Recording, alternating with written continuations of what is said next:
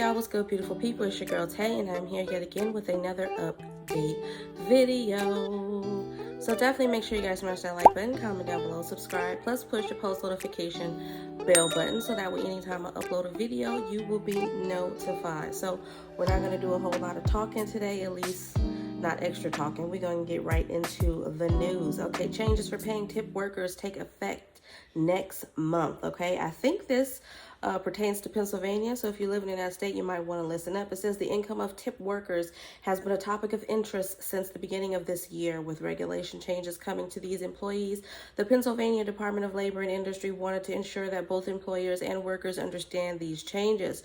In an official release, the Pennsylvania Department of Labor and Industry Secretary Jennifer Barrier encouraged Pennsylvania employers and workers to register for one of the department's webinars on updated Minimum Wage Act regulations that will go into effect August the 5th, okay? It also goes on to say, approved by the Independent Regulatory Review Commission and Attorney General Josh Shapiro earlier this year, the final form regulation will update how employers pay tip workers and ensure that salaried employees with fluctuating schedules are appropriately compensated for overtime. The world of work has changed significantly since these regulations went into effect in 1977, but tipped workers remain a sizable and critical segment of Pennsylvania's workforce.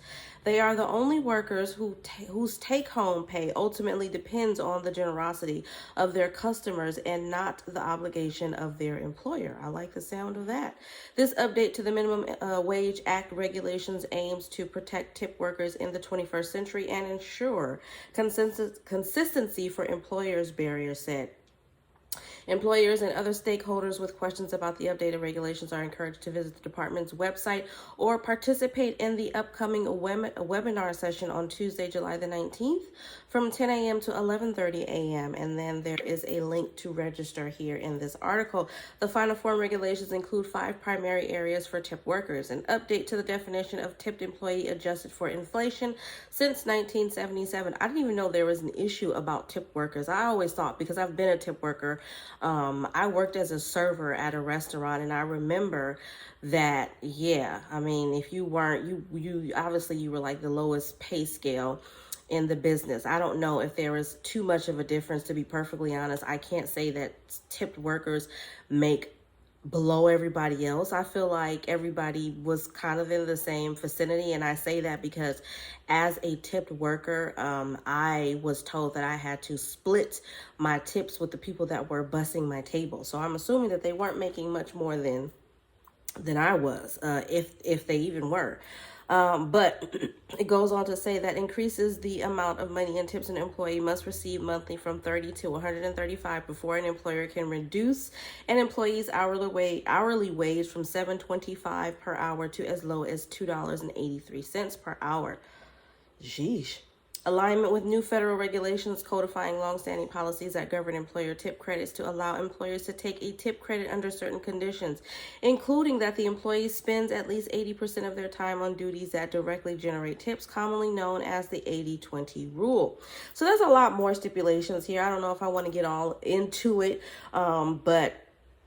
and honestly, I have to be 100%, and it could just be because I'm still healing. And so I feel like my brain is working a little bit slower than usual, but I'm not sure if this is actually going to help tip workers. I mean, it started off by sounding like it was, but now I'm not so sure. It says, in addition, the final form regulation updates the definition of regular rate for salaried employees whose overtime pay is determined by the fluctuating workweek method, clarifying that the regular rate is based on a 40-hour work week when calculating overtime. I guess if you guys know anything about this, because I'm extremely curious to know all the parameters of that, definitely let me know. Moving on from that, we've got a federal food assistance program that may help prevent child abuse. This is some type of study. I'm not exactly sure where they're getting this info from, but let's see.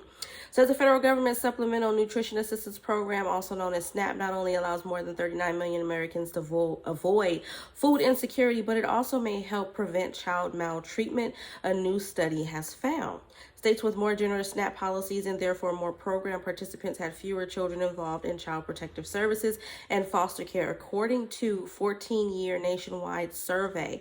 Okay, a 5% increase in the number of families receiving SNAP benefits resulted in 7.6% to 14.3% decrease in the number of CPS and foster care caseloads, the study determined. So I'm wondering, these caseloads, are these children who are suffering because maybe their parents or family members or whoever's taking care of them, their caretakers, don't have enough money to buy food? Or is this having anything to do with other things? Like, are they suffering? Are they being abused physically or emotionally? That's what I want to know. We knew that SNAP had an important role in alleviating food insecurity and hunger among children. This was said by lead author Michelle Johnson Montoyama, a professor of social work at The Ohio State University. Our findings suggest that investments in SNAP may be of even greater value to the health of children than we knew, she added. About 37% of the U.S. children undergo a CPS investigation in response to a referral for child abuse by their 18th birthday, while more than 250,000 children enter foster care each year, according to the study. The results of the study are particularly important right now as federal pandemic emergency funds that had boosted SNAP benefits are set to expire this month. Okay, in Ohio alone, about 700,000 low-income households will see reductions in SNAP benefits if the emergency declaration does expire. That could add a lot of stress to families with limited resources who rely on the program to help provide meals. Okay, our study suggests that could harm children and increase the workload of CPS workers, none of which is good in my opinion. So I do hope that they extend, but then at the same time, I just kind of feel like they need to do that increase. How do you say it? I feel like if a person is making $4,000 or $5,000 a month, they don't need to be receiving benefits, right? But if a person, without a doubt, if you can verify and confirm that a person is not making that amount of money, and then this is relevant to household size and a whole bunch of other different factors that go into seeing how much benefits a person should be getting every month or whatever. But once you figure out those parameters and set that, I just feel like they need to be doing more. It's a shame that they, it's a good thing that they started giving out the emergency SNAP maximum benefits for the pandemic. But at the same time, I think that we could all agree, and it's noted here in this article as well, that having those benefits is of great benefit to a lot of people. And not only that, there's a lot of people out there that are not getting benefits. I know I hear you guys all the time telling me how you're only receiving $12 or even $17 a month in food stamps. And I agree that that's nothing. And majority of you who are telling me this are 9 times out of 10 receiving some type of Social Security, SSI or SSDI, or you're living on some type of fixed income. And so you're limited in what you can do financially already as it is, because you're getting a set amount every month. And those amounts don't amount to anything. If you don't have financial assistance from family or friends, or if you haven't put no money away and been saving all your life that you've been working, you know what I mean, depending on your circumstances, then you're struggling. And I get it. And that's why I think that there's a lot more that they could be doing. I do agree that children need food. We want to protect our future, and our children are our future. But at the same time, I do think that our seasoned seniors need more assistance. I think that the disabled need more assistance. There's a lot of different populations of people out there that need more assistance, and they're just not getting the funding and the help that they need. So hopefully they do a little bit better at getting the assistance out there. Now, we're going to jump into a little bit of some tea. It says Ron DeSantis, which I think is the Florida governor. It says he rips into our governor out here in California. And see what he's talking about. Republican Governor Ron DeSantis devoted several minutes of a Friday press conference to escalating his cross-country rivalry with Newsom, a Democrat and outspoken critic of governance in red states like Florida. Both are considered possible presidential contenders. I can just tell you this: I was born and raised in this state, and until the last few years, I rarely, if ever, saw a California license plate in the state of Florida. You now see a lot of them. I can tell you, if you go to California, you ain't seeing very many Florida license plates. So the governor is I don't know what he's trying to say. I'm assuming that he's trying to say that people are leaving California and they're going to Florida, and that maybe that makes him feel good and that boosts his ego. Who cares? I don't care where people go. That doesn't matter to me. What difference does it make where they're moving? They're moving probably because the cost of living is high. There's a lot of states out there that they could be going to. I I can't say why they're going to Florida. I know I don't want to go to any red state. That's just how I feel. Now, you guys know how I am. I do not label myself as one side or the other. I don't care too much for none of that. I am for the people, but I'm going to be smart about my choices, and I'm not going to go to a place where I feel like more than likely the state is going to be ran poorly, if that makes any sense. And that would be on the same if it was a blue state. Okay, I've been living in California pretty much all my life before some people try to say anything about that. So I'm not going to sit here and tell you that every governor, every state official has done right by California, because that's obviously not the truth. But this is where I've been since I've been born. So yeah, I definitely wouldn't be going to Florida, but that's just me. DeSantis' remarks comes less than a week after Newsom unveiled an ad urging Florida residents and businesses to come to California, where we still believe in freedom. I guess that's coming from our governor. At his press conference, DeSantis brought up Newsom's infamous unmasked dinner at the French Laundry during the height of the pandemic in November of 2020. He said that California's governor did it to basically rub his citizens' noses in the fact that he was treating them like peasants. From there, he moved on to California's school performance during the pandemic. In California, they locked kids out of school, and they had the lowest percentage of in-person learning of any state in the country of 2020-2021 school year, because a teachers union runs that state. So yeah, that all of that he's saying is a perfect reason why I wouldn't be going to Florida. Well, you're mad. As far as I'm concerned, the teachers unions are there to protect the teachers. Everybody knows that teachers don't make a whole lot of money. They get vacations that they don't ask for every summertime they're out of school. They're not getting paid for that time that they're not teaching kids, as far as I know. So yeah, I would prefer to be working under an establishment or be a part of a union, at least, that I know is going to have, or hope would have, my best interests at hand. I mean, that's just my personal opinion. But then the fact that he's talking about in-person learning, that fortunately was due to the fact that there were a lot of parents, me being one of them, who didn't want their children to go back to school. We were all still scared. There was a lot of things that was going on. Now, I can agree that he made a bad judgment call by going out to dinner and not being masked up and all of that. But we ain't going to talk about we're not going to talk about certain situations that happened at the Capitol. Okay, and that was our president. So why, it's like these people are all just, what's the word? Toddlers.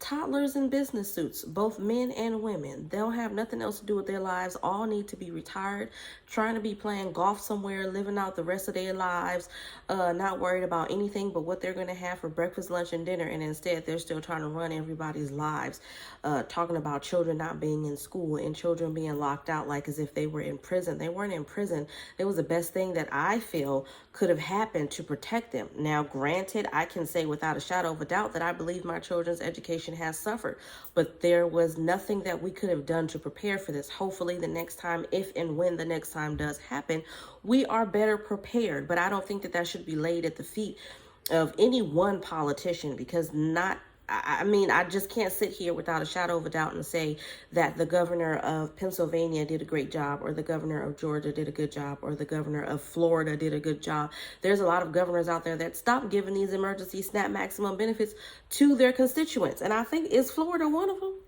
Florida may be one of them. But we are going to end off on that because I'm getting hot, y'all. I ain't got my fan on. Now, I did give you guys emergency SNAP maximum benefits yesterday in terms of the payout dates. I don't think much has changed. I hope that they extend the state of emergency declaration. Okay, you guys let me know if you see that before I get a chance to see it. I did also see that someone mentioned down below in the comment section of yesterday's video that for California, I think they said the payout date was August the 21st. I'm going to see if I can look it up right now. And then I am going to give you guys just the names. I'm not going to give you the payout date. So if you do want to see the payouts, then you can check out yesterday's video, because I did go down the line and give you guys the name. So let me see here if I can find it. I'm pretty sure I saw it. Someone put August the 21st.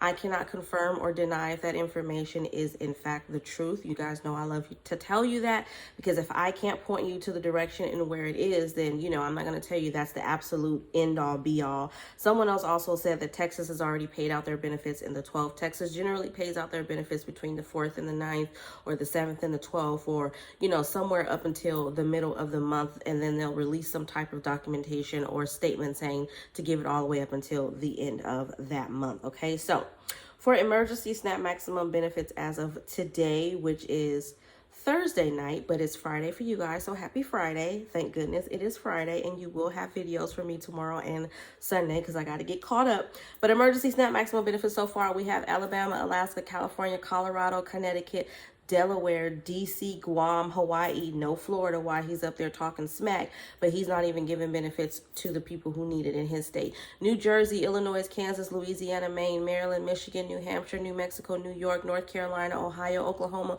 Oregon, Pennsylvania, Rhode Island, South Carolina, Texas, Utah, Vermont, Virginia, Washington, West Virginia, and Wisconsin. All right, you guys, as always, I hope this information was in some way helpful or useful to you guys in at least a little bit. Do me a favor if you haven't already. Don't forget to smash that like button down below, because it really does help to let YouTube know that you like what I'm doing and you want me to stick around. As always, you guys, I'm going to encourage you to drop some hearts down below. It doesn't matter what color it is, but just drop your favorite color heart down below. Let me know you made it all the way to the end of the video. And as always, I am going to say, I just got lightheaded right there. If you guys have not already subscribed to my beauty and lifestyle channel, you can find that at Live Love Elevate 2. The link for that, as well as some other discount codes and some Amazon Prime membership where you can get Amazon Prime 30 days free on me, will be down below in the description box. As always, I'm going to tell you guys to remember to live, love, and elevate, and I will definitely see you guys in the next video. Peace, y'all. Bye.